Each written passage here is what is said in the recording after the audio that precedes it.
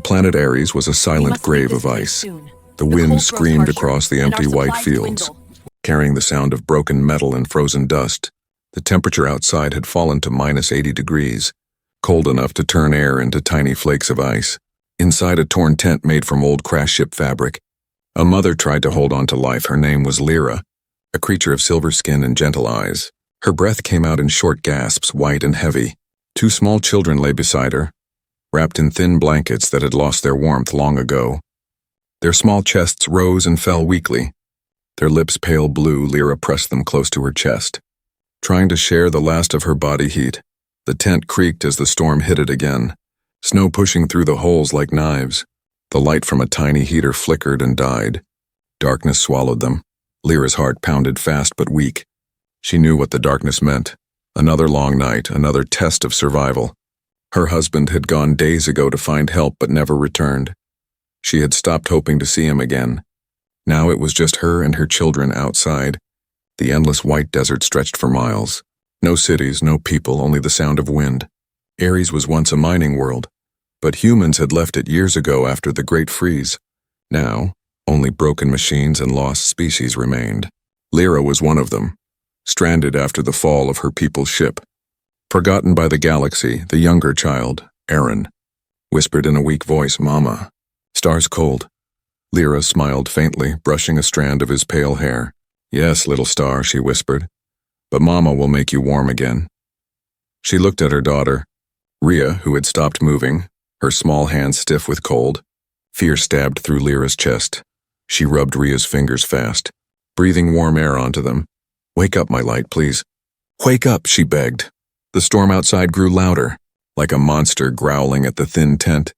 The wind pushed so hard that the poles began to bend. Lyra pressed her body over the children, using herself as a shield. Her skin burned with cold, but she didn't move. Every mother's instinct told her to protect, even when her strength was gone. Her eyes looked toward the tiny crack in the tent flap. Through it, she could see the endless white, glowing under the twin moons of Ares for a moment. She thought she saw a flicker of orange far away, a moving light. She blinked, thinking it was only her tired mind playing tricks. But the light moved again, slowly, carefully, like something searching. Her heart jumped. Someone's out there," she whispered, but her voice was too weak and her children too cold to answer. The flicker disappeared into the snow. She waited, staring, hoping it would come back. Minutes passed like hours. Then she lowered her head and whispered a prayer to the frozen sky. "Please let them live. If not me, then let them live." Her body was shaking now. Every breath hurt. Every heartbeat felt like fire in her chest. She thought about her home world, its warm rivers, the smell of blue flowers, the sound of her children's laughter before everything turned to ice. Tears formed in her eyes, but they froze before falling. She could no longer feel her fingers, only the soft faces of her children pressed against her. Outside, something moved, soft footsteps in the snow. Almost silent, the wind carried the faint sound of metal and the hum of an engine. A human rover, old and damaged, crawled through the storm. Inside it sat Commander Elias Kane, the only surviving human engineer from a failed exploration team. He looked at his radar screen where a faint life signal blinked. 3 heartbeats. Weak and fading, he frowned. "That can't be right," he said to himself. "No one should be alive out here." The laws were clear. No contact with non-Federation life. But something inside him whispered to look closer. Through the storm, his lights caught a glimpse of a broken tent half buried in snow. He stopped the rover, staring through the glass. He could barely see shapes inside. He hesitated, remembering the strict orders. Observe, do not interact. Then the scanner beeped again, 2 life signals dropping fast. He felt something twist in his chest. He reached for his coat, grabbed a thermal pack, and stepped out into the storm. The wind hit him like a hammer. Freezing his breath, he pushed through the snow, his boots sinking deep with each step. The tent came into view, shaking under the wind's rage. Inside, Lyra lifted her head. Hearing something outside, she tried to speak, but only a whisper came out. The light returned, bright this time. Moving closer for the first time in weeks, she felt a flicker of warmth. She closed her eyes and whispered, "Maybe."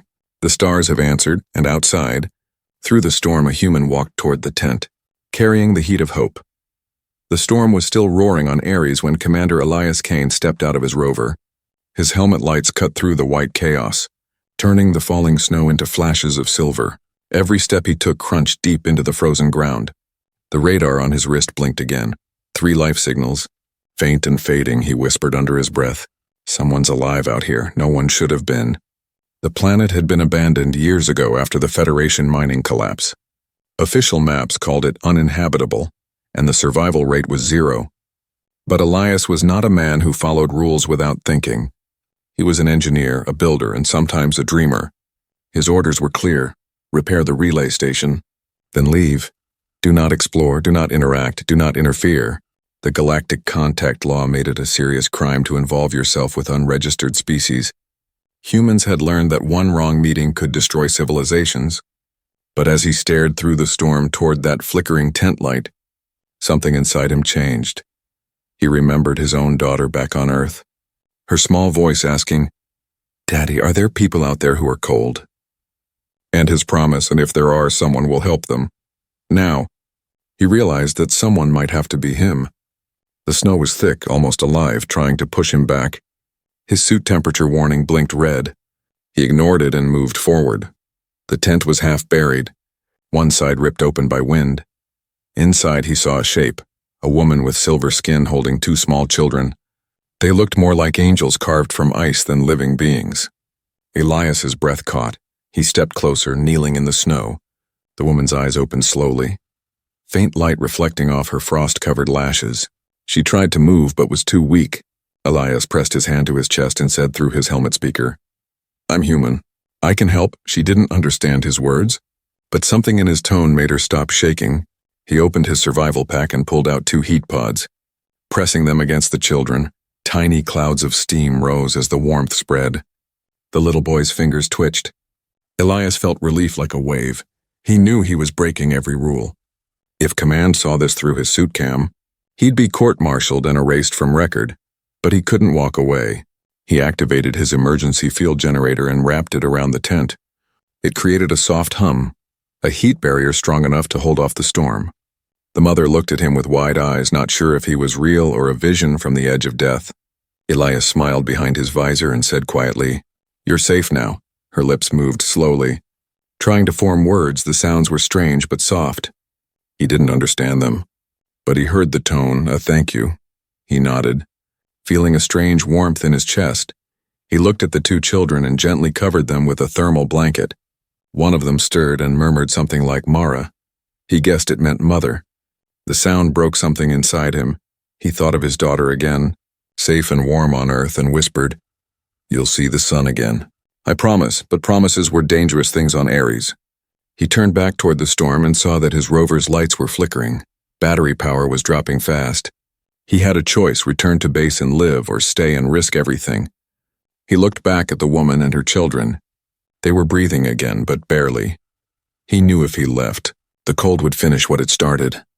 He sighed and whispered, "So much for orders." He picked up the smallest child, who weighed almost nothing, then helped the woman stand, her legs trembling.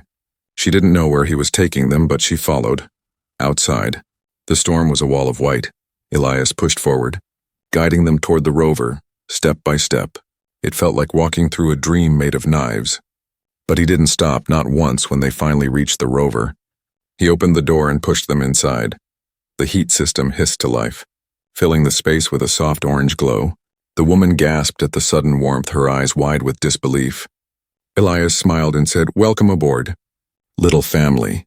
She didn't understand, but she smiled weakly in return. Her hand brushed his glove, a silent thank you. Outside, the storm kept howling, angry that it had lost its prey. Elias looked at his comm panel. Federation Command was waiting for his status report. He hesitated, finger hovering over the button. Then he turned it off. No one needed to know what he'd done, not yet. He looked at the alien mother and whispered, "Don't worry. I won't let them find you." For the first time in many years, Elias felt something he thought he'd lost. The simple, dangerous warmth of being human. Inside the small rover, silence filled the air. Only the hum of the heater and the soft breathing of the alien mother and her children could be heard. Commander Elias Kane sat near the control panel. Watching frost melt from their clothes, his gloved hands trembled. Not from cold, but from what he had just done. He had broken galactic law. He had brought aliens into a human vessel. The woman, Lyra, slowly opened her eyes again. The color had returned to her cheeks, faint but real. Her silver skin shimmered under the light, and her eyes reflected the glow like twin moons. She looked around, confused, her mind still trapped between life and death. The two children lay beside her, breathing softly. When she saw that they were alive, her lips parted and she let out a silent cry of relief. Elias watched quietly. He didn't want to scare her. He pulled off his helmet, showing his face. A man with tired eyes and a scar across his jaw. He smiled gently, pointing at himself. "Elias," he said. Then he pointed at her. "You?" Lyra blinked, her lips moved slowly. "Lee." "Ra," she whispered, her voice soft like snow falling on glass. Elias nodded and repeated, "Lyra." She seemed surprised that he tried to say her name. For the first time since the crash, she felt something strange. Trust. The younger child, Aaron, stirred and opened his eyes. When he saw Elias, he shrank back, hiding behind his mother. Elias raised his hands and smiled. "No harm," he said quietly. Aaron looked at him, then at the heater. He pointed at it with a trembling finger and said one word in his small, broken voice, "Warm." Elias chuckled softly. "Yes, warm," he said, nodding. It was such a simple word, but in that frozen world it meant everything. The mother touched her son's head, whispering something in her language that sounded like music. Then she looked at Elias, her eyes shining with gratitude and confusion. She didn't understand his world, but she understood his kindness. Outside, the storm began to calm, leaving a heavy silence. Snow piled high against the rover windows, blocking most of the view. Elias stood and checked the radar. No signs of movement. They were safe for now, but safety was only temporary. The Federation satellites could pick up his energy signal any time. He knew that bringing them to his base would be dangerous. Yet leaving them here meant certain death. He looked at them again, this small family of light and frost. He couldn't explain it, but something about them felt familiar. Not in shape or form, but in the way they clung to each other. In the way the mother had wrapped her arms around her children like she could stop the whole world from ending. He had seen that same love before, in a photograph on Earth. A woman and a child smiling under sunlight. His wife and daughter. Before the mission that took him light years away, the memory hit him hard. He turned away, pretending to check his instruments. Hiding the moisture in his eyes, Lyra watched him silently. Sensing his pain, though she couldn't understand his words, she reached out and placed her hand gently on his arm. Her skin was cold but soft. He looked at her, surprised. Her lips moved slowly. "You, warm," she said, her accent thick and uncertain. Elias smiled softly. "No, you," he whispered. "You warm this place." He decided then. He couldn't abandon them, no matter what the law said. He powered up the rover and set a course for his outpost. The engine growled as the treads dug into the snow. The alien mother held her children close as the vehicle moved. Outside, the endless white stretched to the horizon. The storm had stopped, but the wind still whispered across the frozen plains. Ares looked peaceful now, but Elias knew better. This planet hid danger under every quiet breath. Hours passed before the outpost appeared on the radar, a small dome buried under ice surrounded by wrecked machines. Elias slowed down, his mind racing. He had to think fast. If the outpost sensors detected foreign DNA, the system would alert command instantly. He reached behind the seat and grabbed a small device, a signal jammer, illegal but useful. He activated it, wiping the sensors clean for now. When they reached the base, he helped Lyra and the children out of the rover. The air inside the dome was warm. Filled with the hum of machines and the faint smell of oil, Lyra looked around in awe. Touching the smooth metal walls, her daughter, Rhea, smiled weakly for the first time. She reached for Elias's glove, her tiny fingers wrapping around it. He froze for a second, then gently held her hand. Something inside him shifted. He wasn't just helping survivors anymore. He was protecting a family, and in that moment, he realized what that meant. He was no longer just a soldier or an engineer. He was a man standing between two worlds, the human who shouldn't have been there, but was outside, hidden among the frozen dunes. A faint red light blinked in the snow. A Federation satellite drone orbiting silently above Ares had just detected a heat surge it couldn't explain, and somewhere deep in space the system sent a signal, a message that would change everything. The first sunrise on Aries in many weeks broke weakly through the clouds. Its light was dim, filtered through layers of ice and dust. Inside the small human outpost, the heater hummed softly. Filling the room with a faint orange glow, Commander Elias Kane stood by the window, staring at the pale light that crawled across the snow. He had not slept. His mind kept repeating the same question. What had he just done? On the bunk bed behind him, Lyra and her 2 children slept peacefully for the first time in days. They were wrapped in thick blankets, the warmth of life slowly returning to their fragile bodies. Elias turned to look at them. He felt something strange inside his chest, a feeling that didn't belong to soldiers or scientists. It was something softer, heavier, something called guilt and love. He walked to the control desk and tapped the communication panel. The red light blinked, waiting for a report. His orders were clear. Every 12 hours, he had to send a signal to the Federation command, confirming his position and mission status. But this time, he hesitated. He knew the moment he activated that panel, the sensors would detect 3 extra life forms, 3 signals that were not human, 3 reasons for the Federation to come and erase everything. Elias turned the system off. He took a deep breath and said quietly, "No report today." It was a small act, but it felt like breaking a wall between duty and conscience. Behind him, Lyra stirred. She sat up slowly. Blinking in the soft light, her children were still asleep. Their faces calm, she looked around. Her eyes landing on Elias, she said his name softly, trying to copy the way he spoke. As he turned, surprised, and smiled. "You learn fast," he said kindly. She tilted her head, trying to understand, but his tone made her smile. Elias brought her a cup of warm water and pointed at it. "Drink." She hesitated, then took a sip. Her hand still shook slightly, but color was returning to her skin. "Better," he said, giving a thumbs up. Lyra copied the gesture clumsily, her lips curling into a tiny smile. Elias laughed softly. It had been a long time since he had laughed. For a few quiet hours, the world outside didn't exist. There was no Federation, no laws, no fear, only a human and an alien family trying to survive together. But peace never lasts long on a world like Aries. The silence was broken by a sharp beep from the console. Elias froze. The long-range sensors had picked up something, a signal. He checked the data quickly. It was a Federation drone, scanning for unauthorized activity. It was less than 50 kilometers away and heading straight for his coordinates. His heart began to race. He turned toward Lyra. She didn't understand the words, but she saw the worry in his eyes. "What's wrong?" Her expression seemed to ask. Elias pointed to the ceiling.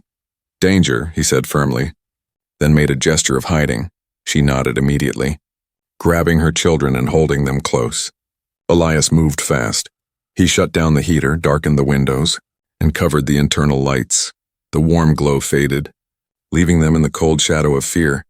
He opened a panel in the floor, his old maintenance compartment, and motioned for them to crawl inside. Lyra hesitated for a moment, but when she saw his face, she trusted him. She climbed down with her children, holding them tightly. Elias sealed the hatch quietly and returned to the console. The drone's signal grew stronger. It would pass overhead within minutes if it detected any life. It would transmit the coordinates directly to command. Elias knew what would happen then. They'd send a purge team. They wouldn't ask questions. They never did. He clenched his fists, his jaw tight. He could destroy the drone if it came close, but that would only make things worse. The system would know something was being hidden. He needed another plan. He grabbed his toolkit and began rerouting the base's heat output to the external vents. If he could make it look like an engine malfunction, maybe the drone would ignore it minutes later. The outpost shook as the drone flew overhead. Its scanners buzzed faintly through the metal walls. Elias held his breath, his hand hovering over the emergency switch. The sound grew louder, then faded. He exhaled slowly. The drone had passed. For now, they were safe. He opened the hatch and helped Lyra climb out. Her eyes asked a silent question. He pointed upward. "Bad machine," he said. Shaking his head, she understood, her face pale with fear. She held her children tighter and whispered something that sounded like a prayer. Elias sat down heavily, his body shaking from exhaustion. He looked at her and said quietly, "They'll come again." She didn't know the words, but she understood the tone. Her eyes met his, full of both fear and faith. In that look, Elias realized something. He wasn't just protecting strangers. He was protecting innocence. He could still stop this. He could still call command, report the life signals, and let them handle it. But when he looked at the two children sleeping peacefully again, he knew he never would. He would fight the law if he had to. He would risk everything because somewhere deep inside, a voice whispered that doing the right thing was more important than doing the safe thing. And so, as the light of the false sunrise faded behind the clouds, Elias made his choice. He turned away from the console. He looked at Lyra and whispered softly, "You stay with me." And in that frozen corner of the galaxy, a human broke the greatest law of all, the law that forbade compassion. The days passed quietly inside the small outpost on Ares. The storm outside had ended, but the silence that followed was even heavier. Commander Elias Kane tried to keep everything normal.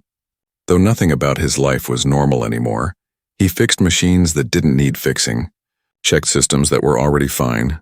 He needed movement, something to stop his thoughts from catching up to him.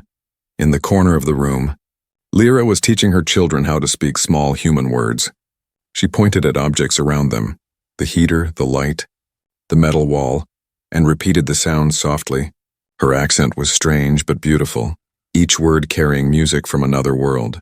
The children laughed when she mispronounced something, and she laughed too for a few moments. The outpost didn't feel like a prison. It felt like a home. Elias watched them quietly, pretending to read a report on his datapad. He wasn't reading. He was memorizing the sound of their voices, the warmth they brought to this cold world. Each day made his decision harder to undo. He had stopped sending reports to the Federation completely. Every beep from the console now filled him with dread. Every sound from the outside made him fear discovery. That fear became real one morning. The radar blipped, a faint pulse moving slowly across the snowfields. He frowned and zoomed in. A Federation probe drone.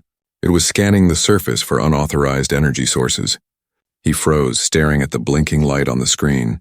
"It's too soon," he whispered. "They shouldn't be here yet."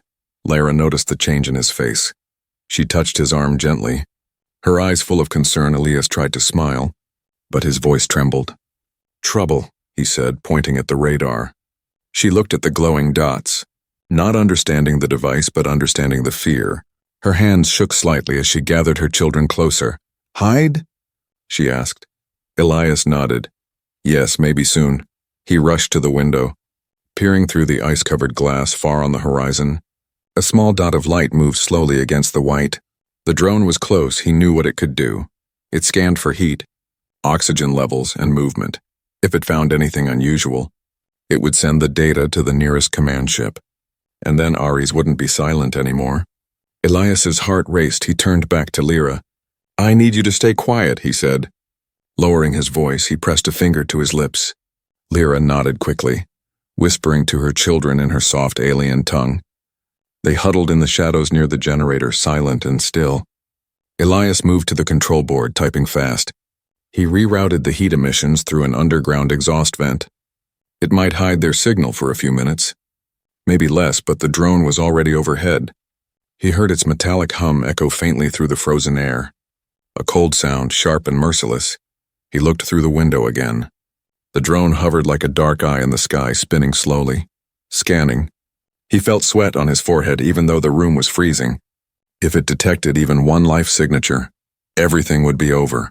He clenched his fists, whispering, come on, move away." The drone paused, then changed direction slightly. It was moving toward the wreck of an old mining ship half buried in the ice. Elias realized it was scanning the wreck's remaining power cell, not the outpost. He exhaled slowly, almost laughing with relief, but his relief was short-lived. The drone suddenly turned back, focusing again on his area. It had detected a secondary energy pulse, the heat signature from the heater he forgot to fully shut down. Panic shot through him. He ran to the heater and pulled the power plug. The lights flickered, the hum died, and the entire base went dark. He held his breath, listening. The sound of the drone grew louder as it descended lower, scanning harder. He could hear the faint mechanical click of its sensors rotating above the dome. Lyra closed her eyes, holding her children tightly. Her daughter whimpered, but she quickly covered the child's mouth, whispering softly to calm her. For almost 5 minutes, no one moved. The air inside the outpost felt heavy, filled with silence and fear. Then finally the sound began to fade. Elias peeked through the window. The drone was rising, turning toward the north. It was leaving. He sank to his knees, breathing heavily. They were safe, again, but this time he knew it wouldn't last. The drone's scan data would still go to command, even if it didn't find them. The system might flag the small energy spikes it couldn't explain, and the Federation never ignored strange readings. Lyra came to him quietly, placing her hand on his shoulder. He looked up at her, exhausted. She said one word. Slowly, with effort. Safe? Elias smiled weakly. For now. She nodded, her eyes soft with trust. But deep inside, Elias knew the truth. Safety was only an illusion. The law he had broken was catching up to him, step by step that night when everyone was asleep. He stood by the window again, staring into the dark. The wind whispered across the snow. Carrying the faint echo of machines moving somewhere far away, he whispered to himself, I can't hide them forever. And in the reflection on the glass, he saw his own face, half lit by the heater's dying glow. Half lost in shadow, he knew the next move would decide everything. Because sooner or later, the galaxy would come knocking, and when it did, Elias would have to choose again, to obey the law or to protect the warmth he'd found in the cold. Night returned to Ares like a dark ocean. The wind had stopped, and the sky was clear for the first time in weeks above the frozen plains. Ribbons of green and blue light shimmered, the aurora veil dancing silently across the stars. It was beautiful, peaceful, almost unreal, but inside the human outpost, peace was already gone. Commander Elias Kane sat at his console, reading the Federation's latest transmission. The words glowed red across the screen. Unregistered energy surge detected. Investigating unit dispatched. Arrival in 6 hours. His blood turned cold. They were coming, not a drone this time, a Hunter-class patrol, built to track, question, and erase. He turned off the message quickly before Lyra could see. She was sitting near the heater, brushing snow dust from her daughter's hair. Her movements were gentle, rhythmic, like a mother comforting her child after a bad dream. The two children were giggling softly, playing with a tiny metal bolt they had turned into a toy. The sound of their laughter felt like sunlight in the middle of a storm, and it broke his heart. Because he knew what was coming, he took a deep breath. He had less than 6 hours to make a decision. Fight, hide, or surrender. But surrender wasn't an option. The Federation didn't forgive mercy. If they found the alien family, they'd erase all traces. Including him, Elias began preparing. He moved through the outpost quietly, gathering power cells, sealing vents, and checking old defense codes. Most of his weapons were disabled after the mission shut down. But he had tools, cutters, drones, mining charges. Maybe enough to buy time, not enough to win. He looked out the window where the aurora glowed brighter. The light reflected on his face, painting him in shades of green and gold. He whispered to himself, if this is the end, let it mean something. Lyra sensed something was wrong. She stood and walked to him, her silver skin glowing faintly in the light. Her voice was soft but steady. Danger? Elias nodded slowly. Yes. Big danger. She frowned, understanding his tone if not his words. He pointed at the sky, then at the children. They come, he said. She looked at her kids and then back at him, her jaw tightening. Her eyes, once full of fear, now held quiet strength. Together they prepared. Elias guided her to a storage tunnel beneath the outpost. You stay here, he said, pointing down. Safe. But she shook her head, her voice trembled. We stay. Together. He opened his mouth to argue but stopped. There was no fear in her voice, only determination. He nodded slowly. Together then. Hours passed in silence, broken only by the hum of the aurora above. Then through the still air came a low, distant roar. Elias looked up at the radar. The patrol ship had entered the atmosphere. A sharp tone echoed across the room, followed by a warning. Unauthorized life detected. Compliance requested. The ship was scanning them already. Elias activated the jammers. The screen flickered, the signal scrambled. But only for a few moments. Outside, lights pierced the darkness, white beams sweeping across the ice. The patrol ship hovered like a steel predator, engines humming low. Then a drone dropped from its hull, landing near the outpost with a hiss. It stood tall, black and gleaming, its red sensor eye glowing. By order of the Galactic Federation, identify, it commanded in a metallic voice. Elias stood by the doorway. His heart pounding, he knew what he had to do. He grabbed a plasma cutter, powered it up, and stepped outside. The cold hit him instantly, cutting through his suit like glass. He shouted over the wind, "This is a private outpost, no unauthorized entry." The drone scanned him, then spoke again. "Unauthorized energy detected. Explain anomaly." "I'm running a repair cycle," Elias said firmly. "No anomaly here." But the drone ignored him, turning its sensors toward the outpost. He didn't think, he just moved. Elias swung the cutter, hitting the drone's sensor head. Sparks flew, the drone spun, charging a pulse beam. The ground shook as it fired, missing him by inches. The blast lit up the snow like lightning. Inside the outpost, Lyra screamed his name. Elias ducked behind a broken rover, panting. He fired a flare toward the drone, not as a weapon, but as a distraction. The bright light confused its sensors for a moment. He ran back toward the door, shouting, "Go! Run north!" Lyra appeared at the entrance, holding both children close, her hair glowing in the light, but she didn't run. She looked at him, eyes full of tears and fire. Her voice broke through the storm. "We stay."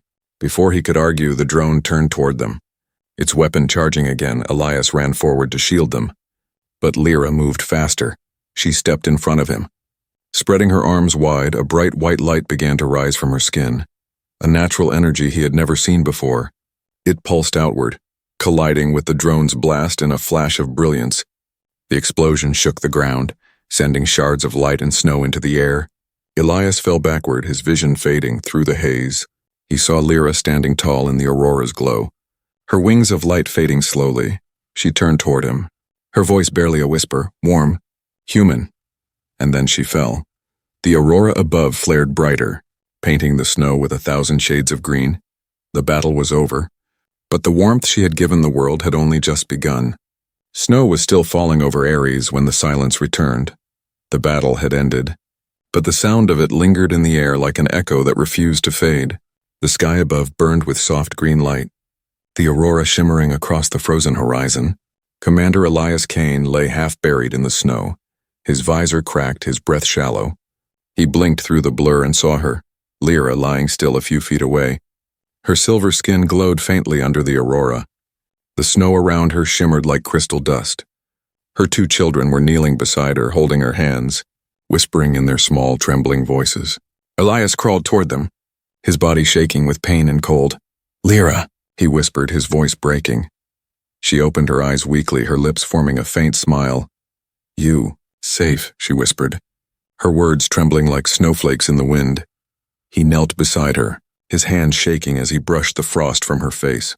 "You saved us," he said softly. "You saved everyone." She blinked slowly, tears freezing at the corners of her eyes. Her hand rose weakly and touched his face. Her fingers were cold, but her touch was warm. She whispered one last time, her voice fading. "You warm hearts, human warm all hearts." Then her hand fell, the light in her eyes dimmed, and the storm that had haunted Ares for years seemed to fall silent. Elias sat there in the snow, his heart hollow and heavy. The 2 children clung to him, crying softly. He wrapped his arms around them. Pulling them close, he didn't know what to say. He had seen death before, but this one felt different. This wasn't just loss, it was sacrifice, pure and selfless. A moment that would echo across the stars. When dawn came, the aurora faded. The sky turned pale gold. Elias buried Lyra on the highest hill near the outpost. He placed a small piece of metal at her grave, a plate from his broken rover. He carved into it with his plasma cutter. "Lyra of the light, she gave warmth to a frozen world." The words melted slightly under the heat, but they stayed, just like her memory. Days passed before the Federation arrived. Their ship landed quietly on the frozen plains. Elias stood waiting, the 2 alien children behind him. He expected handcuffs, punishment, maybe even execution, but instead, the commander who stepped out stopped in silence, staring at the site, the small grave, the children, and the exhausted human who had chosen compassion over command. They scanned the area, reading the battle logs. The data showed everything: the drone attack, the sacrifice, the final explosion, and the energy reading that had come from Lyra's body. It was unlike anything they had ever seen. Pure bioenergy, the kind of force that could power cities. But she had used it not to destroy, but to protect. The Federation scientists stood speechless, and the law that had once forbidden compassion began to shake. Elias was taken back to the command ship for questioning. He told them everything: how he found the tent, how he broke the law, how she saved him. There was silence in the room when he finished. Then the senior officer spoke quietly. You disobeyed orders. And yet, because of you, an entire world lived again. Elias looked at him, eyes hollow but steady. I didn't follow the law, he said. I followed my heart. Months later, a message spread across the galactic network. The contact law was rewritten for the first time in history. One new line was added, compassion above command. And beside that line, a name, Commander Elias Kane, the man who broke the law to keep a family alive. Years passed and Ares changed. The planet that was once dead and silent became a research outpost. But in one place, high above the ice cliffs, a statue stood tall. It showed a human and an alien mother side by side, holding a small child wrapped in one shared blanket.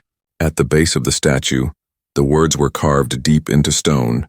She gave warmth to life, and he gave warmth to hope. Every year, ships from Earth and other worlds came to visit the memorial. Children placed flowers, scientists bowed their heads, and under the endless aurora of Ares, people remembered the night when one heart melted the coldest law in the galaxy. In his later years, Elias returned to the planet. He lived quietly near the hill where Lyra was buried. The two children grew under his care, learning both their mother's songs and his language. Sometimes on quiet nights, he would look up at the glowing sky and whisper, "You were right, Lyra. Warmth never dies." And when the wind moved through the frozen plains, it almost sounded like a voice answering him. Soft, kind, and eternal. The human and the alien, two souls who met by chance on a dying world, had changed the meaning of survival. They had taught a galaxy that life wasn't just about following rules. It was about the courage to care when no one else would, and so, the legend of the frozen tent became a story passed from planet to planet. A story that began in cold silence but ended with warmth that would never fade.